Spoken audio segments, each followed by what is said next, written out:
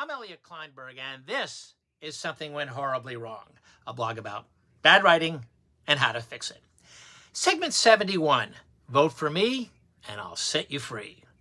It's hard to find a more target-rich environment for cliches, meaningless or misleading statements, glittering generalities, or downright fibs than the campaign trail. We urge you, regardless of your political leanings, never to take a politician's statement at face value. Research the candidates and issues. Be an informed voter. That's your duty as a citizen. Okay, here we go. Number one, answer the question. Many politicians are notorious for dodging reporters' questions. One time, I asked a top state leader the same question 3 times in a row. Each time, the politician gave a non-responsive answer. Politicians will say they feared the reporter would twist their answer, but you should take meaning from their refusal to answer. Number 2, glittering generalities. People who can't provide specifics will speak in vague terms, and as a reporter, my primary job was to call them out on it. One candidate says his opponent, an incumbent who was on tap for the top leadership of the state legislature, quote, cares more about Tallahassee, quote, than his district. I said, can you give me an example? It wasn't an unfair question. In fact, I figured it was a softball, slang for a ridiculously easy question, if the guy had all sorts of examples of the incumbent voting with colleagues instead of looking out for his constituents back home. But he didn't have any examples. He easily was defeated.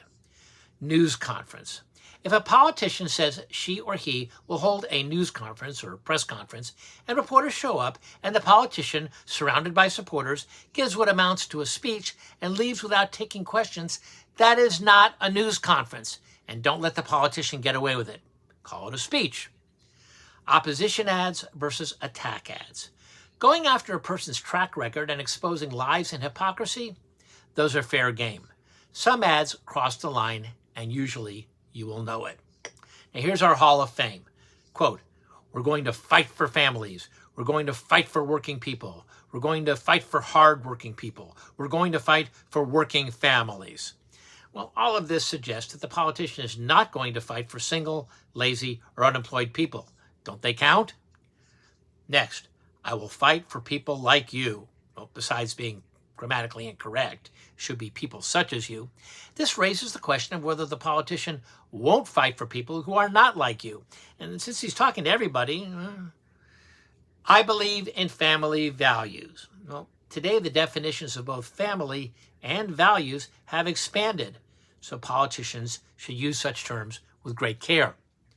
The radical left, the radical right. Now, you would think that after the September 11th terrorist attacks, people would be very careful to use such inflammatory terms as radical, you would think.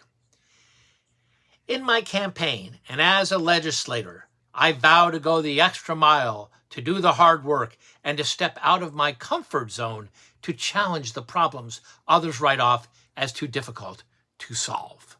Now, if you can glean from that any specific reasons to vote for this candidate over another, then, well, you get the government you deserve.